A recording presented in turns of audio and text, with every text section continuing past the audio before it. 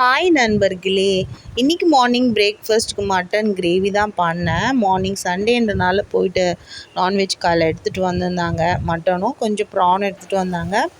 So மார்னிங்கே நான் வந்து எல்லாம் வெங்காயம், தக்காளி, சீரகம், சோம்பு, பட்டை, கிராம்பு அதெல்லாம் போட்டு கருவேப்பிலெல்லாம் போட்டு நல்லா அரைச்சிட்டு நல்லா செட்டிநாடு மசாலா மாதிரி ரெடி பண்ணிவிட்டு நல்லா சோம்பு போட்டு தாளிச்சிட்டு இஞ்சி பூண்டு நிறைய போட்டு வதக்கி எடுத்துட்டு தென் வந்து மிளகாத்தூள், மஞ்சத்தூள் அதுவும் போட்டு நல்லா அந்த ஆயிலே ஃப்ரை பண்ணிவிட்டு நம்ம அரைச்சி வச்சுருந்த அந்த கரம் மசாலா மாதிரி அரைச்சி வச்சுருந்தேன். நிறைய பேர் அது பொடியாக லாஸ்ட்டாக போடுவாங்க. இந்த ஸ்பைஸை எல்லாம் செஞ்சுட்டு இறக்கும் போது அதை தூவி விடுவாங்க. நான் வந்து இப்படி தான் பண்ணுவேன். ஸோ இது எனக்கு ரொம்ப பிடிக்கும், எங்களுக்கு ரொம்ப டேஸ்டியாக இருக்கும். ஸோ நல்லா வதக்கிட்டு எண்ணெய் பிரிகிற எண்ணெய் பிரிஞ்சு வெளியே வரும்போது நான் வந்து மட்டன் மசாலா ஒரு ஸ்பூன் போடுவேன். இப்போ அதுதான் டேஸ்ட் இருக்கும்.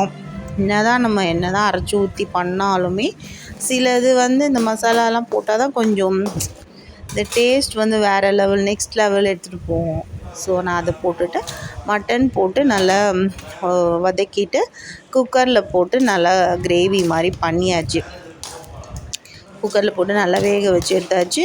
ஃபைனலாக கொத்தமல்லி புதினாலாம் தூவி எடுத்தாச்சு. எடுத்து மார்னிங் வந்து தோசை தான் பண்ணிவிட்டு அது நல்லது தடியாக தான் தோசை போட்டேன். ஊத்தாப்பம் மாதிரி போட்டுட்டு அது ரொம்ப நல்லா டேஸ்டியாக இருந்துச்சு. செம்ம டேஸ்ட். மார்னிங்கே கொஞ்சம் ஹெவியாக தான் ஆயிடுச்சு. அதனால் கொஞ்சம் தான் வாங்கின்னு வந்தாங்க.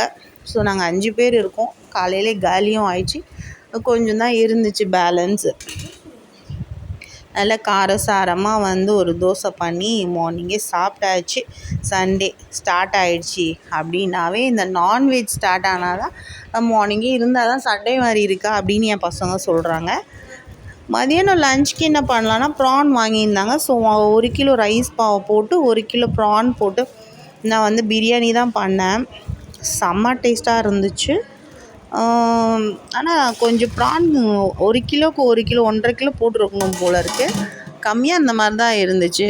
சரி, ஓகே, நோட் பண்ணிக்கிட்டேன். நெக்ஸ்ட் டைம் வந்து 1 கிலோ ரைஸ்க்கு 1.5 கிலோ ப்ரான். ஏன்னா சிக்கன்லாம் போடும் போது நமக்கு அது கரெக்டாக 1 கிலோவுக்கு 1 கிலோ ஹேண்டில் ஆகிடும். பட் இதில் ஏதோ கம்மியாக இருக்க ரைஸ் தான் இருக்க மாதிரி இருக்குது. நெக்ஸ்ட் டைம் திருத்திக்கலாம் அப்படின்ட்டு பிரியாணி நல்லா சிறப்பாக செஞ்சாச்சு. அதோட ப்ரான் 65 பண்ணேன். ஒரு 1/2 kg தனியாக வாங்கின்னு வந்தாங்க. அதை நான் 65 பண்ணிட்டேன். ஸோ சண்டே வந்து சும்மா சூப்பரான prawn biryani with prawn 65 and raita. சிம்பிளாக ரைத்தா தான் பண்ணினேன். எல்லாம் பண்ணி முடிச்சு சிறப்பாக லன்ச் முடிச்சு சாப்பிட்டோம்.